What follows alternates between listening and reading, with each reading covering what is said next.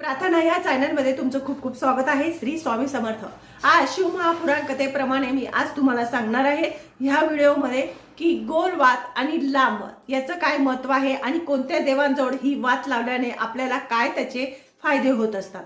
त्याच्यातलंच तुम्हाला आता पहिलं सांगते बघा, जी लांब वात असते ती आपल्या घरामध्ये लक्ष्मी स्थिर राहण्यासाठी, वंशवृद्धीसाठी, घरामध्ये सुख समृद्धी नांदण्यासाठी, पैसा येण्यासाठी, पैसा स्थिर राहण्यासाठी आणि जी आपली कुलदेवी आहे त्या ठिकाणी सुद्धा लांबच वात लावली जाते। कारण की कुलदेवी जर समोर जर आपण लांब वात लावली तर आपल्या घरामध्ये धनामध्ये वृद्धी होते, वंश वाढतो, वर्षामध्ये वृद्धी होते, घरातल्या लोकांची प्रगती होते आणि आपली कुलदेवी प्रसन्न होते।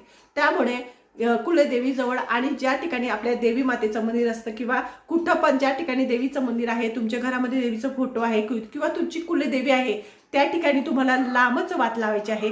कारण की लांब वात ही वर्षाची वृद्धी करणारी आहे, पैसा वाढवणारी आहे, पैसा घरामध्ये स्थिर करणारी आहे। त्यामुळे आपल्याला लांब वातीचं एवढं महत्त्व शिवमहापुराण कथेमध्ये सांगितलेलं आहे। दुसरं म्हणजे जी लांब वात असते ती आवळ्याच्या झाडाखाली सुद्धा लावली जाते। लांब वात ही आवळ्याच्या झाडाखाली लावायची आणि जी फुलवात असते, आता फुलवात कोणत्या कोणत्या ठिकाणी लावतात तर फुलवात ही आपल्याला भगवान शंकरांच्या मंदिरात फुलवात चालते, म्हणजे त्या ठिकाणी फुलवातच लावायची। नंतर तुळशीजवळ सुद्धा फुलवात लावली जाते। परत पिंपळाच्या झाडाखाली, वडाच्या झाडाखाली इंद्रदेवांना लांबच म्हणजे फुलवात लावली जाते।